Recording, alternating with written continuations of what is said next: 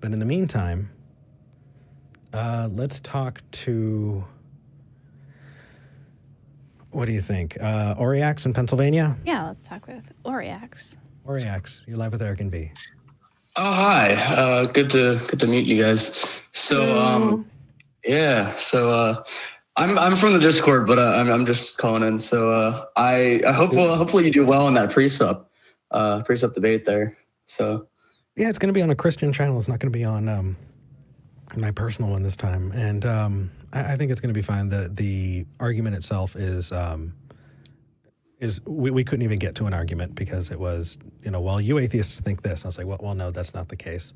Well, you atheists all, no, that's not. You're talking to an atheist. And so we wound up on settling on what is atheism. I'm pretty sure that I can talk about that. I will be fine. Yeah. Yeah. Absolutely. But it says that you're a theist. Yes, I am I'm a Reconstructionist, Kemetic polytheist. And can you tell us what that is?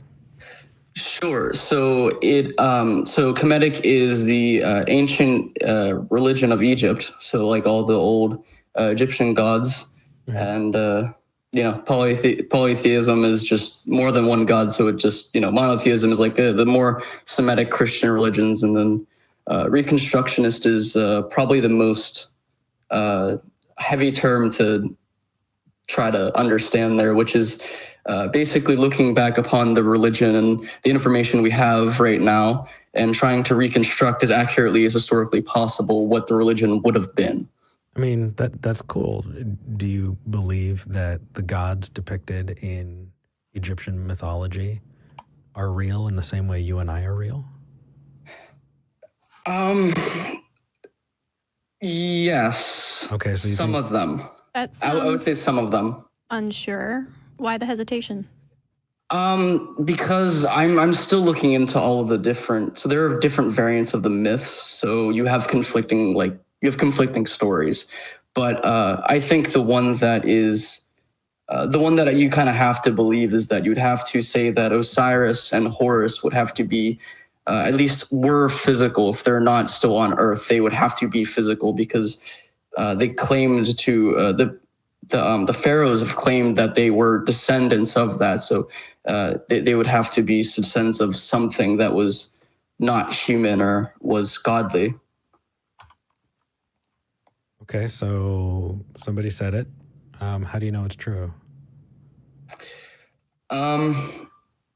I think it's true based upon just the way that they've constructed the culture, but as well, I think it's true because I had and this gets into the question I wanted to ask, but it gets into that I had a personal experience with one of the, particularly Osiris, and because of that, I looked into the religion, and it just clicked with me, I suppose you can say. Orix, can I ask you?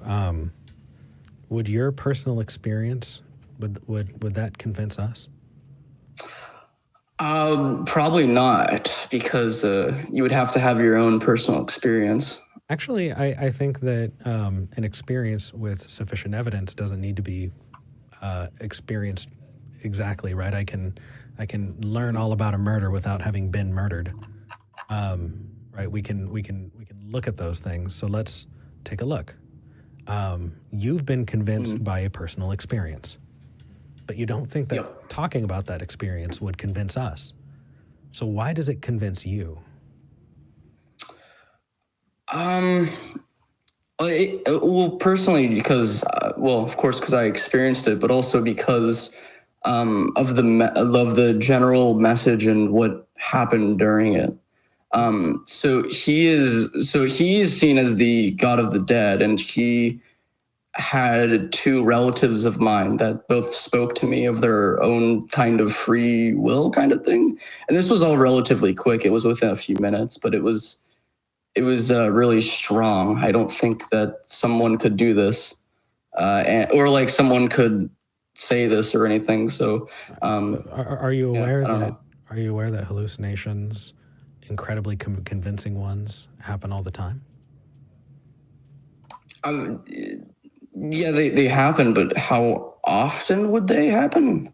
all Actually, the fucking time. more frequently than you think. Auditory Yeah. hallucination especially is something that is extremely common and can happen for any number of reasons. I mean, you can be entirely well and still experience a full hallucination. Yeah. You don't have to be on drugs or something like that. Now, the question is, how do you determine if you experienced a thing versus, you just mentally checked out for a bit?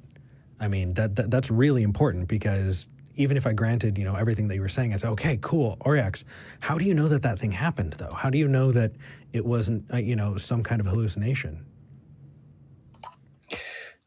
I mean, I guess I wouldn't. I find it as a vision, but I also see it as like,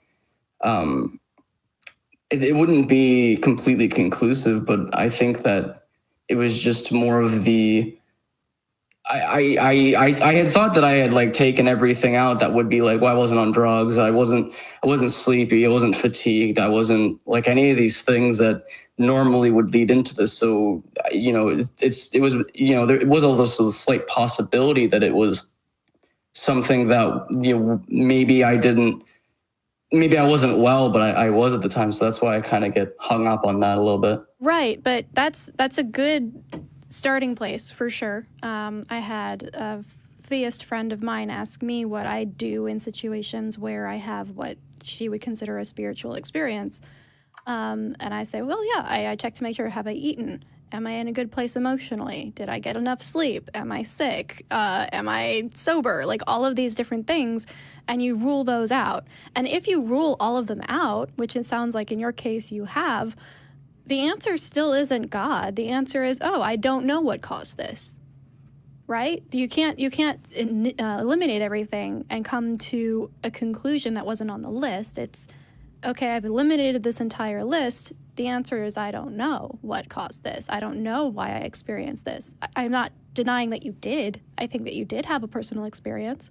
I think it sounds cool, but I don't think that just eliminating the usual suspects leaves you any room to extrapolate a supernatural source. I suppose I can get behind that, because if you want to, I suppose if you want to rule, you can't ever rule everything out. Is what I'm trying to, is what I think you're trying to say. Is you can't 100% rule everything out, because maybe something was wrong with my brain chemistry or something else that I wouldn't be aware of at the time, because we can't look at my brain at the time and see what was going on. So maybe it was something like that. But no. The interesting thing is, you have this experience. Right? Mm-hmm. Now, if you think that you have a causal link, if you really think, okay, I think that this is the cause of it, that you experienced this God or this Egyptian God. From there, you take that and you go, this is my hypothesis. I'm going to test it. And I'm going to continue to test it until I can see some reliable results. That way I can kind of exclude that just being a one-off. So how did you test it? Well, at the time I wasn't of this religion. So I started to ask, so I started as people who did worship this religion, who did, the gods of the religion, started trying to figure out, like, what does this mean? If this is the God, right? So like, what does it mean? What's going on? And, I just kind of went from there. And then I started asking the God things, worshiping things, and, maybe just from the pure energy or something of it. I don't know. I felt like I got answers. So I actually think that a lot of that comes from not pure evidence, but peers. I've noticed there are a lot of, especially polytheistic communities, are incredibly supportive, incredibly close, that there's this culture and there's this entire thing that springs up around it. One of those examples is, I look at Ocean Keltoy, and we disagree on the God conclusion, but the fact is as a human being, the dude's great, and the community that he's representing, they're great. Now I think they're wrong, But does that not mean that they can't also provide and care and support each other? I think that community, when tapped into, is amazing. I think this is an awesome example of how to better research tactics. Because if the first place you went were people who were biased in a direction, and I'm not saying bias is necessarily bad, but if they were already worshiping and believing that this God existed, then of course that was going to be their starting point, and that was going to influence the information that they gave you and the information you were able to get. So I understand the urge to be, oh, okay, I think I know which God this is. Let me reach out to some people who know more about this God. Unfortunately, if they're also worshiping that God, that means that they already have accepted that God's existence and are giving you information that is biased. So one way to go about researching would be making sure that you are starting from a place of neutrality, if at all possible, and starting from a place where the given is not, oh, this God does exist and we worship him. Okay. All right. So yeah, just go from there. So how should I go? If I want to go back and just like go back to the beginning of this to begin with, how should I like go about that? Because I don't even know if I would, but in the case that I would, how would I go about like researching that as well? Should I just, because I already know people like that, so it would be hard not to go to them. Right. I understand that. I think a good starting place, if you were going to go back and kind of start from the ground up, would be going over that checklist again, just for the heck of it, making sure that you were hitting as many points as you could and saying, okay, it wasn't this, because that's valuable to nix the options that aren't applicable. But another thing you could do then is research hallucinations and what happens in the brain and how often they occur and the different stories that people tell of their hallucinations. Because I think that it is a common human experience. Lots and lots of people have these things, and they are often impetuses to find a religion or to adhere more strongly to a religion because we can't explain them currently. A lot of the time it's like, oh, this happened. I don't know why. It must be X supernatural power. But I would suggest doing some more research on more the medical and scientific and biological causes of hallucinations and the statistics around that. Definitely. And at the same time, I know it can be a sticking point for a lot of people, and so I just kind of want to throw this out there.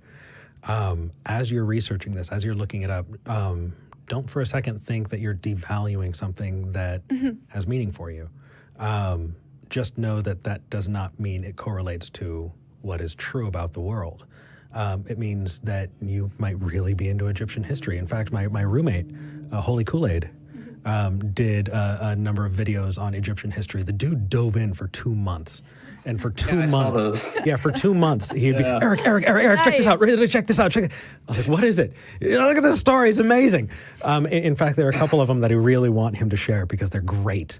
But what he gets out of them is an awesome understanding of an incredible culture, right? What you might get out of it is the same reason that other people have different hobbies. And you can have a hobby, and that's okay. Don't devalue, that. But just don't take the truth claim of the gods as something that has to go with it, because you can appreciate something without having to accept supernatural claims.